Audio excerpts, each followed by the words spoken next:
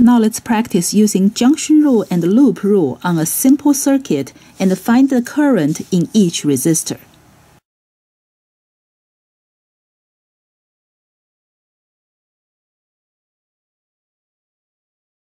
Although it's a single loop circuit, there is no junction point. Junction rule can still be applied to any point in this circuit.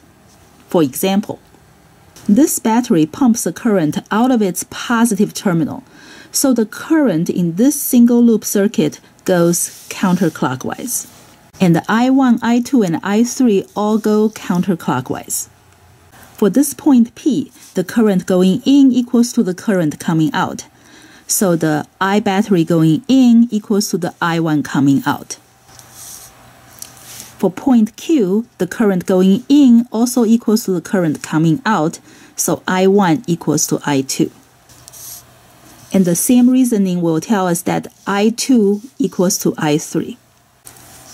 So junction rule tells us that the current in this single loop is the same everywhere. Now see if you can write the loop rule and use it to find the current in each resistor.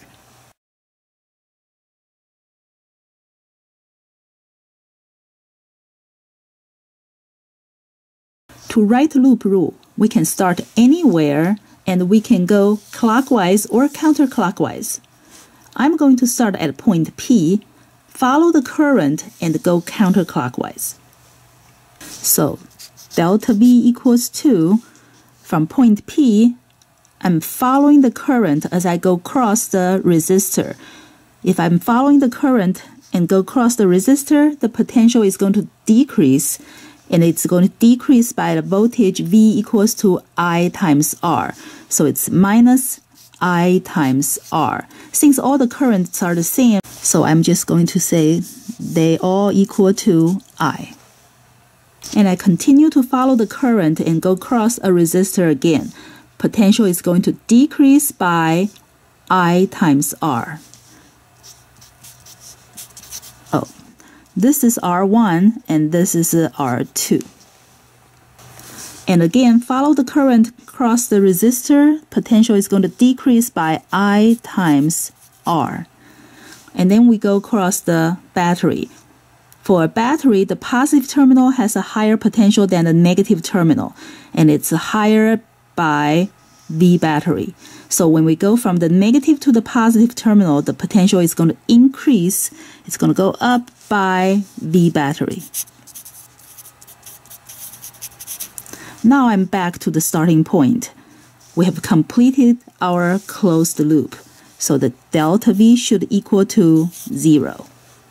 We can combine these three terms and factor out the I. So I have negative I, and this inside here I have R1 plus R2 plus R3, and they plus V battery equals to 0.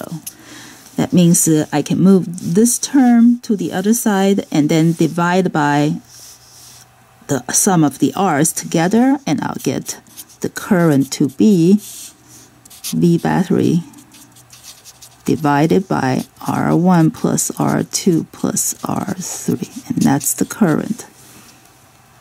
Of course, for this problem, we can also use Ohm's law, V equals to IR. These three resistors are all in series, so they get the same current I that equals to V over R, and the voltage is the potential difference provided by the battery. And the R is the equivalent resistance for these three in series, R1 plus R2 plus R3.